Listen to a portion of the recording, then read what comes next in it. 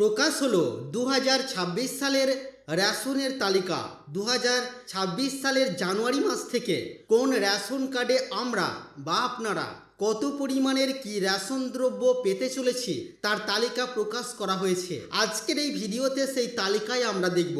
অনুরোধ রাখবো ভিডিওটি অবশ্যই প্রথম থেকে শেষ পর্যন্ত দেখবেন। নমস্কার, আপনারা দেখছেন মাল্টি গাইড চ্যানেল। আপনাদের সাথে আমি আছি বিশ্বজিৎ। আগামী জানুয়ারি 2026 থেকে এনএফএসএ প্রাপ্ত কার্ডে খাদ্যশস্যের পরিমাণ, আপনার কি অন্তর্দয় অন্ন যোজনা অর্থাৎ এওয়াই কার্ড আছে?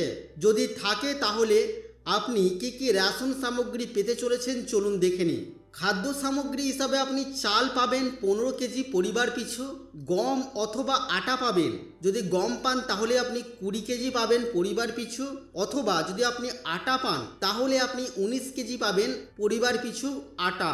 এটা কিন্তু সম্পূর্ণ বিনামূল্যে পাবেন। তারপর আপনার যদি পিএইচএইচ রেশন কার্ড থাকে তাহলে আপনি প্রতি মাসে কত পরিমাণের কি রেশন দ্রব্য পাবেন চলুন দেখে নিই। পিএইচএইচ রেশন কার্ড থাকলে আপনি চাল পাবেন 2 কেজি করে মাথা পিছু, অর্থাৎ কার্ড পিছু আপনারা পাবেন 2 কেজি করে চাল। গম পাবেন আপনারা 3 কেজি করে মাথা পিছু। আর যদি গম না পান তাহলে গমের পরিবর্তে আপনারা আটা পাবেন 2 কেজি 850 গ্রাম করে মাথা পিছু বিনামূল্যে। আপনার কাছে যদি বিশেষ অগ্রাধিকার প্রাপ্ত রেশন কার্ড অর্থাৎ এসপিএইচএইচ এর রেশন কার্ড থাকে তাহলে আপনি কি রেশন সামগ্রী পাবেন চলুন দেখে নিই। খাদ্য সামগ্রী হিসাবে আপনি চাল পাবেন 2 কেজি করে মাথা পিছু।